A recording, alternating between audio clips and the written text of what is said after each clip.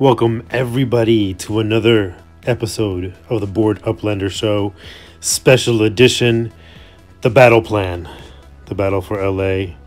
This is going to be intense. It was intense already with the terminal release. Congratulations to everybody that was able to get a terminal. You will be rewarded handsomely. As you do know, this is my opinion, not financial advice. NFT trading has its beautiful perks, but it has its treacherous pitfalls too. So please do your research, double check my information, but let's get into it. Buck, what's up? How you doing? You ready for this? You like the way I did myself up today? I'm special. It's a special occasion. This is about LA. I'm fancy. I'm going all out, man, just like we do in LA. Yeah. Now let's get into the terminals. They're really special. Union Station, also with the code LAX, is the main railway station in Los Angeles, California, and the largest railroad passenger terminal in the western United States. It opened in May 1939 as the Los Angeles Union Passenger Terminal, replacing La Grande Station and Central Station. LAX is located in the Westchester neighborhood of Los Angeles, 18 miles southwest of downtown LA, with the commercial and residential areas of Westchester to the north. For example, in 2019, LAX handled 88,068,013 passengers, making it the world's third busiest and the United States' second busiest airport, following Hartsfield, Jacksonville, Atlanta. The distinctive theme buildings, designed by architect Paul Williams in the Googie style and built in 1961 by Robert E. McKee Construction Company, resembles a flying saucer that has landed on its four legs. There are currently several plans in action to modernize LAX at a cost of $14 billion. These include terminal and runway improvements, which will enhance the passenger experience, reduce overcrowding, and provide airport access to the latest class of very large passenger aircrafts. This would bring LAX's total gates from 146 to 182. Now, occasionally you've seen me post this on the Discord channels, whether it be for the Board Uplander Club or in the general chat for upLAnd. But this was just a generalization to show what could come out of these areas, these regions of what the property usage and the collection possibilities will be. And we'll get that into that deeply later on. Now, remember, this is a generalization. We're not trying to demean or put down any neighborhood or make another one better than the other one. No. We don't do that here. We're just talking about historical facts of the way the streets have developed their own communities, their own cultures, and how it brings added value plus, like in the Buck tradition, for your NFT collection portfolio for either flipping, long-term hold, and for landmark selling. And that is correct, value plus, just like Buck said. A focused strategy with some discipline is what makes the Buck portfolio desirable. Now, as we can see here at the map that was released by upLAnd themselves, it follows exactly the way the Metro LA setup goes, except for Inglewood, which they included there with green. We pointed out the Mount Washington and Montecito Heights, which are the first two stress test cities. And to save Buck a lot of work, because I don't do that stuff, we're going to use the other one that we showed earlier because it's already labeled and we can fill in the numbered slots. Hey yo, so we're going to go ahead and start off right at the point of entry, our stress test neighborhood, Mount Washington and Montecito Heights. I filled in the empty numbered slots with their names. We have Chinatown in there, Elysian Valley, Cypress Park, and Mount Washington. Now, if you haven't seen theMETAVERSr's video when he went to Montecito Heights during the notice that was sent out by upLAnd, you should go ahead and check it out. It gives you a good layout of the land. It gives you an idea of what the properties look like. Now, later on in the video, we'll go ahead and get into what the actual collection perspectives are for this whole area. But this is great area to mint for flipping, because the lots will be nice in the mid-range of UP2, which will give it a great sellability and not these large lots that you have to get rid of. And they're really cool to resell because they look really aesthetically pleasing. Metaverser, take the next neighborhood. Hey yo, I get my childhood neighborhood to talk about. I'm really happy to do this. I spent tons of time just going up and down, street by street, block by block, you know, almost house to house, just enjoying my life as a kid in growing up in Hollywood. It was a strange existence because everybody thought of Hollywood as this amazing, block with all the Hollywood stars, and there must be movie stars just falling out of the sky. Well, you do have your occasional movie star experience, but for the most part, Hollywood itself is mountainous. It is beautifully designed because most of the houses were built by studio set designers that just had extra material lying around during certain shoots. That's why different neighborhoods had different looks, because that's what the movie was playing. So we'll get into collection streets, collection neighborhoods later. Now, of course, a fancy llama always gets the fancy things, right? Here we have the Primo collection.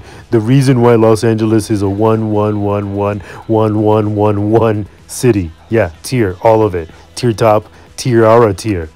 Now, we do have the crown jewel, in my opinion, is the Pacific Palisades. Large lots, hella high resellability, and a lot of it is coastal because the interior of the Palisades is a lot of hills, not very livable. Now, number two, the 1B in this is Brentwood. Same thing, large lots, right? Very resellable because of the juice that went through there and other reasons. But yeah, it's very going to be nice. The only thing that's against it is that it's near the water. And now you get the point guard of the big three, the Bel Air. We're going to get deeper into the collection neighborhoods and the collection streets of this area. And now you get to an actually interesting part of the city, Westwood, home of UCLA and a few exclusive other homes too in the area near the Sunset Boulevard intersection. In with the numbers we filled in: West Los Angeles, not West Hollywood, not to be confused, Century City, and again, not to be confused with Culver City, Savoy Hills, Beverlywood, Rancho Park. Now, Beverlywood is a good example of how all the neighborhoods just blend in, so much so that they blend the names together. Now, this neighborhood is interesting because you'll find a number of collections probably running through it, Wilshire Boulevard and Sunset Boulevard. You do have exclusive neighborhoods right up against it with Venice, Del Rey, and Mar Vista. But as we see here, West Los Angeles, Century City, they do have a large financial and movie financial center to it. We'll keep talking deeper into the collections of this whole area too. Coming up, we'll see the upLAnd map. You'll see that the carve-outs are the same as the one map we're using. Back to you, Buck. Hey, yeah, now this is a great neighborhood right here, and probably, as we're going to get into deeper in the video, another collection area, both neighborhood and street, right? Now, I'm a vegan. As a llama, my hay is my heaven, but I hear that the Korean barbecue in K-Town and the surrounding neighborhoods in Mid-Wilshire are amazing. Now, as you saw in the other video, Metaverser made a reference to X1 talking about, the Art Deco buildings. Well, this is where that collection is. This could be a building collection, right? Art Deco buildings are very rare in the United States because they were a fad in architecture just for a short time. Hey, yo, so don't sleep on this neighborhood, y'all. Again, densely packed neighborhoods, great UP2s in some parts, and resellability because of the Art Deco. Back to you, Metaverser. Now, here is where we get into the best part. This is what I call flip heaven. Densely packed neighborhoods, and it's going to have obviously a high resellability because of the different kinds of landmarks, cultural centers, whatever personal collections, particularly with hip-hop, you're going to want to get into. This whole South LA area, as you can see, has Exposition Park, which has the Coliseum and the Science Center, USC. It has Watts with the Watts Towers, and its long musical history in the birth of hip-hop on the West Coast. And, Lamar Park, don't sleep on that either, man. This whole neighborhood has a great history for Los Angeles music and culture. So let's get into some more deeper talk about what possibly collections, streets, and neighborhoods come out of here. Hey, yo, this is where we live. San Pedro. This is a great town. I love it here. I think, and we're going to get into this specifically, it's going to have a sleeper collection vibe to it, man. I'm telling you. There's a marina, there's a brewery, there's all kinds of great stuff. The Buck Node will be here. I'm just telling you, I don't care if it seems like I'm playing my hand. I don't care. The Buck Node is here. The buck stops here. That's what I'm talking about. But we'll get deeper into the collection talk later. But you're going to be able to mint, again, hard here. Hillside homes, densely packed urban centers, a nice downtown, eateries, galleries, and the cruise ship docks. I don't know if they're going to be able to have it out for minting, but we're going to see how that's going to affect the value of these properties.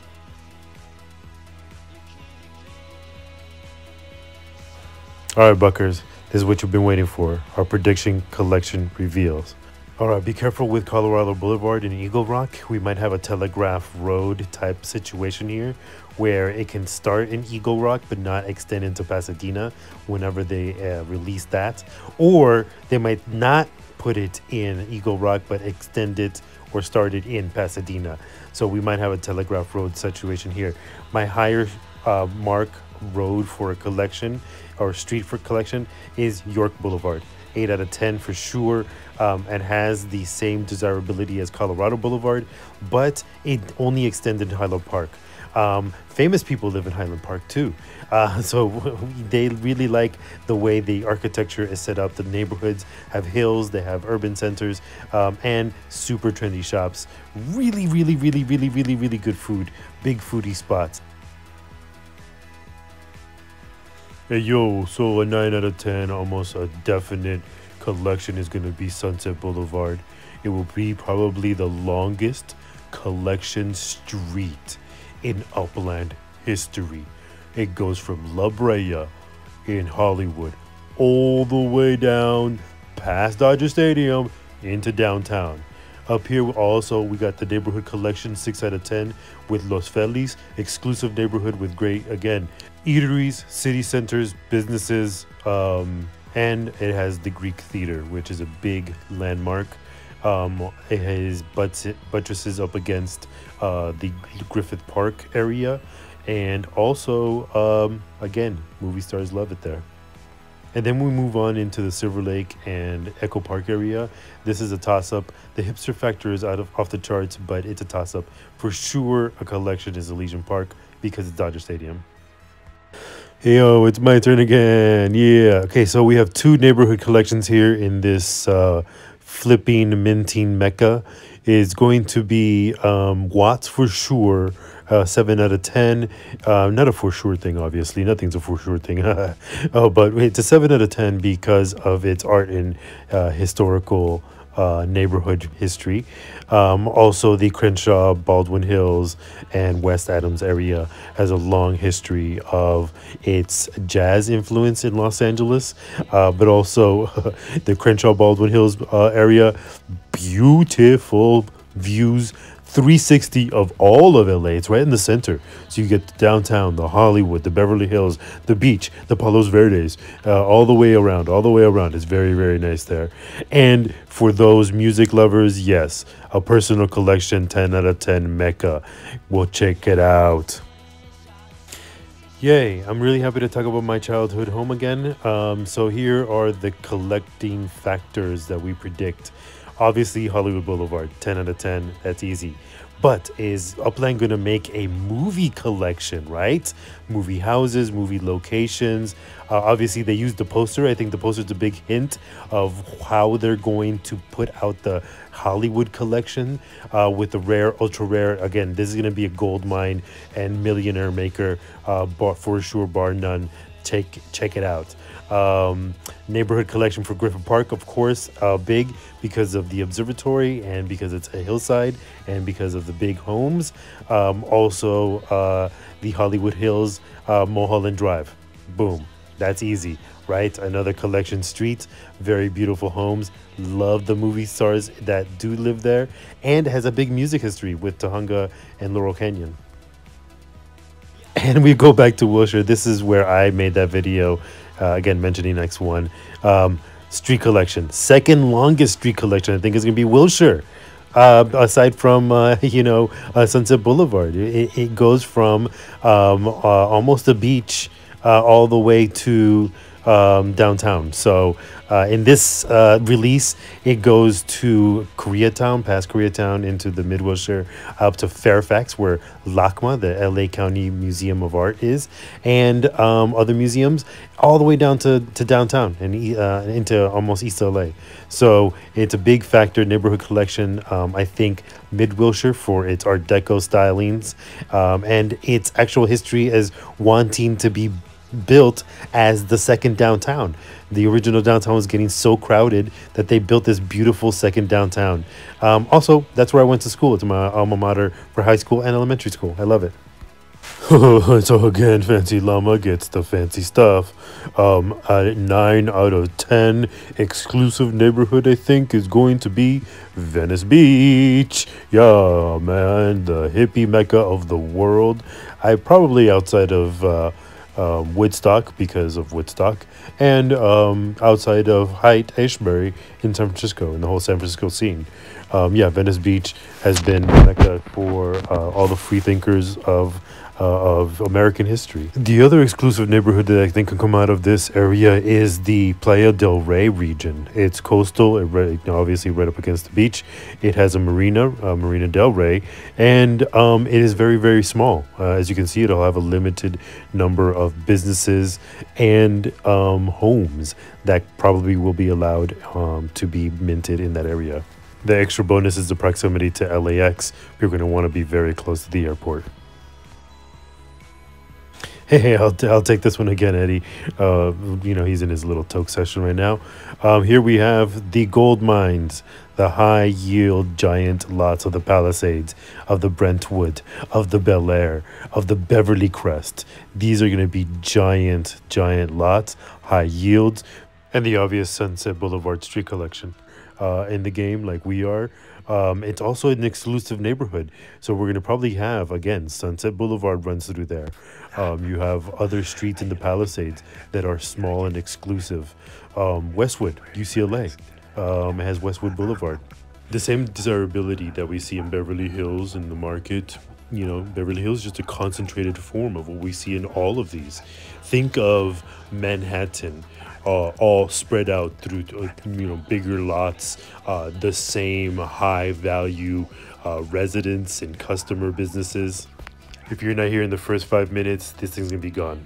Hey yo, okay, I get third favorite place in all of LA, outside of Hollywood where I grew up, and San Pedro where I live now, is downtown Boyle Heights. Obviously downtown is going to be an exclusive neighborhood. There's not many streets other than probably Broadway will be probably a street collection, but definitely this is a big neighborhood collection. Home of now Crypto.com Center, home of the LAFC at the Bank of California Stadium. And as you can see here, there is a very, very, very high desirability for collections, the theaters, Broadway as a street, the museums with MoCA, the Museum of Contemporary Art, and others. Also the mural collections on all the buildings. We see that upLAnd loves to make collections out of murals. You have large collections, most from well-known artists. And here we'll just go ahead and bleed into my hometown now, San Pedro. It probably is going to be a neighborhood collection and the 6 out of 10 factor. The marina is a big boost to it being a neighborhood collection. The same with one of the best breweries in Los Angeles, Brewery Rest. Hopefully X1, the gamer, and Mort were able to come out here and enjoy that. If not, first round's on me. Probably the second and third too. Now, I'm not afraid to say, because again, we're going to have enough to mint. This is going to be the HQ for the Bored Uplander Club. We are going to build a large node here. Only the Bored Uplanders now know where that's going to be. But we are going to build out of here. I don't care if you come and try to swipe properties for me. I will have enough to create the node and build the HQ.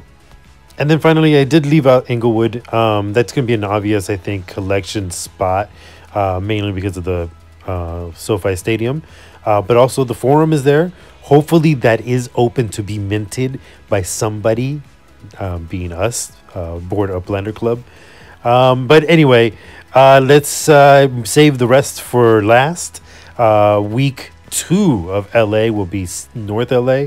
I did spend my second half of my childhood roaming this area, and it is a giant area. Again, growing up here, you have your borders of how far north you'll go and how far south, east, and west. Same thing goes for the valley, and the valley is the valley.